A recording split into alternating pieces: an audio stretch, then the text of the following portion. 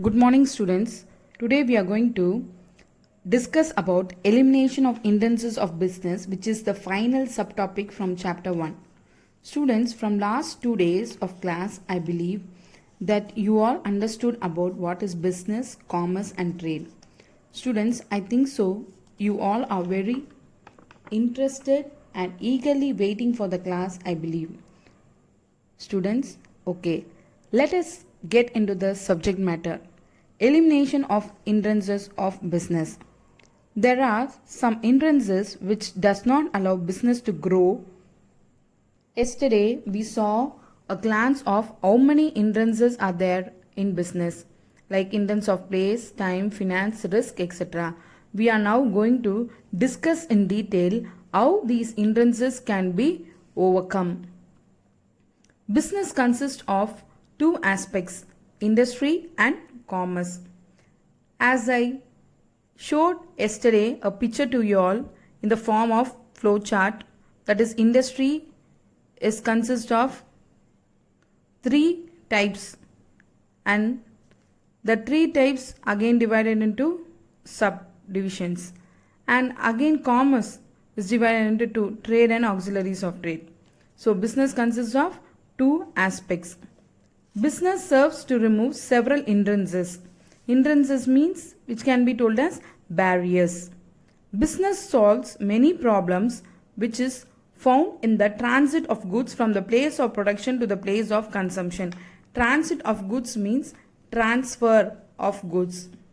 The various hindrances removed by business are: first one, hindrance of persons. Manufacturers and producers, they produce goods. Production of goods will be carried on in one particular place and the goods may be demanded in other places of the country or world.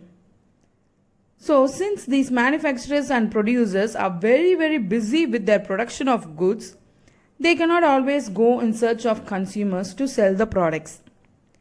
It is the retailer who knows the taste, preferences and location of the consumers.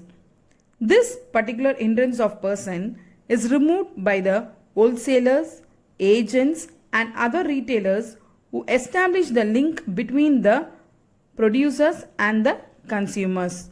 So they are the middlemen who purchase from the producers and sell it to the consumers.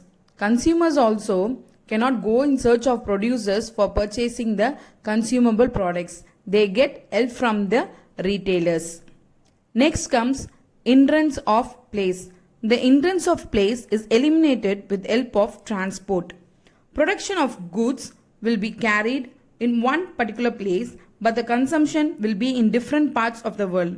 Transportation will be very useful in transferring the goods from the place of production to the place of consumption.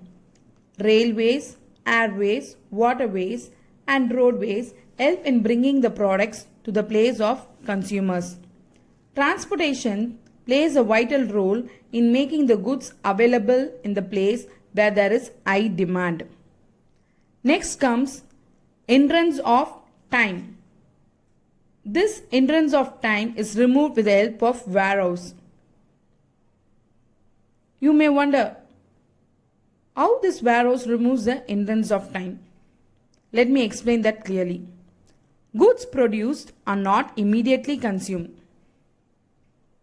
Some of goods are regularly produced, but the demand for such goods may be seasonal. Example, umbrella, raincoats, etc. Some goods are produced seasonally, but the demand will be throughout the year. Example, rice, wheat, etc. Goods are always produced in anticipation of demand of consumers. What is meant by anticipation? Anticipation means forecasting or assuming. Hence, the products produced are stored in the warehouse so that it may be distributed at the right time to the consumers whenever demand for the product arises. Students, next hindrance is hindrance of risk of deterioration in quality. Deterioration means spoilage. Risk means something bad happening. So, something bad will happen in case if the goods are not stored properly, if the produced products are not stored properly, and the quality of the goods may get spoiled. The quality means what? The standard of the goods may get spoiled if it is not stored properly. I already told you, warehouse is a place where the goods are kept until it is being consumed by the consumers or until the demand increases for that particular product. Even if it is kept in the warehouses, it has to be stored properly in order to maintain the quality of the products. Students, why storage is necessary? Do you all know that? As you know already, one reason is what? Because at once the goods produced will not be demanded immediately, will not be consumed immediately. Till it has been consumed, it will be stored in order to protect the quality of the goods. Next reason, undoubtedly, it will incur when the goods produced are more in quantity. So, when goods are produced in plenty, the goods must be stored properly. Example, liquid items must be stored in cans, drums and modern air-conditioned storage in order to ensure the safety of the products. Example, petrol, kerosene are the items which must be stored in proper cans and drums with the lid closed. If not, it will get evaporated. And milk, it must be stored in the air-conditioned storage in order to avoid deterioration. Some of the eatable items, what must be done? These items must be stored properly in order to protect them from insects, rats, etc. So, this hindrance of risk of deterioration in quality is overcome by storing properly. Next hindrance is hindrance of risk of loss. This risk of loss hindrance is totally different from risk of deterioration in quality.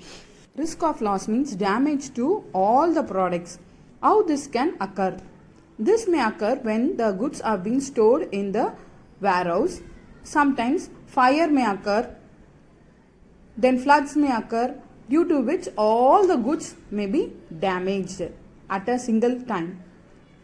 So, in order to bear the loss, the producers or the manufacturers, those who have produced the product, what they will do is they will insure these goods because they would have invested lakhs and lakhs of amount in the production. So, they will insure the goods in order if such damage occurs, the insurance company will bear such loss. So, this type of hindrance is removed with the help of insurance companies. For example, another example is when the goods have been in transit through ship. That is, for example, if they are exporting or importing, when the goods are in transit in the ship and if suppose tsunami occurs, the goods will be sink into the sea. So, here the producer or the manufacturer will be helpless. So, in such circumstance, the insurance company will come forward to cover the risk of such losses if the goods have been insured. Hence, the insurance companies removes the hindrance of risk of loss. Next hindrance is hindrance of knowledge. Knowledge means information gained through learning. In commerce aspect, this hindrance of knowledge is overcome or removed with help of advertising. Suppose, if a new product is being launched in the market, if only the new product which is launched in the market made known to the consumers, then only the consumers will start to purchase the product and the demand for the product will increase. This can only be done through advertisement. Advertising the introduction of the new products in the different forms of media will help in earning income for the producers. Hence, advertising is the only best possible way in communicating the arrival of the new products and their uses to the people. Next hindrance is hindrance of exchange. This hindrance was removed with the help of introduction of money. As already we saw, the exchange was olden days only through goods for goods. The people exchange their goods for goods without money as a medium of exchange. There were many difficulties in the barter system, and that was termed as hindrance of exchange. This hindrance was removed at once when money functioned as a medium of exchange and enabled the buying and selling of any product or services by prompt payment. Next hindrance is hindrance of finance. Hindrance of finance is removed with the help of banks and other financial institutions. Producers in order to produce the goods, traders in order to trade the products, and consumers in order to consume the goods, they need sufficient finance. If there is a lack of finance, what the producers will do, or the traders or the consumers, they will go get loan from banks and other financial institutions in order to continue their work. So the banks and other financial institutions provide funds and help in transfer of funds to enable the functioning of business. The functioning of the business smooth function of the business is possible only with finance. Next hindrance is hindrance of developing the exact product. This hindrance is removed by research methodology. Research means it is a form of two words. Re means do it again. Search means investigate or look for. So, investigation is done in order to develop a new product. R&D includes activities that companies undertake to innovate and introduce new products and services. Research and development manager is responsible for research, planning and implementing new programs into the industries in overseeing the development of new products. So, research and development only develops the exact product which can satisfy the specific wants of consumers and thus improve the standard of living of people. Next hindrance is hindrance of both selection and delivery at doorstep. This hindrance is removed with the help of e-commerce. E-commerce means electronic commerce, that is commerce done through internet. Those days when we have to purchase the product, we have to move from one place to another in order to purchase the product. So time consumption will be more and also energy also will be lost for us. But since e-commerce is available, the consumers now can select the products with the help of e-commerce. So directly what they can do, they can purchase order through online and also make payment after receiving the product at the doorsteps.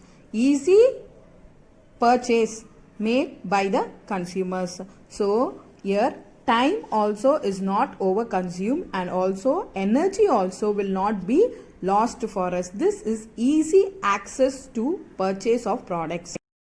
That's all about the chapter 1, students. Once again we'll see the recap of the chapter 1. Chapter 1, historical background of commerce in subcontinent. This chapter comes under unit 1, fundamentals of business. In this chapter we saw introduction and then traders in the Pandya dynasty, how was trade, and also about the traders in the Pandya dynasty. Next came coastal trade in ancient Tamil Nadu. How was the trade in coastal region during the ancient Tamil Nadu? Next was role of the government during ancient Tamil Nadu. So how was the government role during the ancient Tamil Nadu? What all actions was taken by the government in order to improve the trade? Next, we saw the contribution of Kautilya in trade. So, how did Kautilya contribute himself for trade, for the development of trade? Next, we saw commerce and trade in North India. Commerce, how was commerce and how was trade in North India? How did trade took place in that particular area, North India?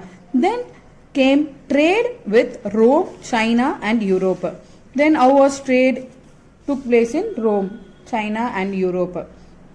That too, how India was playing an important role with China, Europe and Rome for trade. Then was barter system. Barter system, exchange for goods.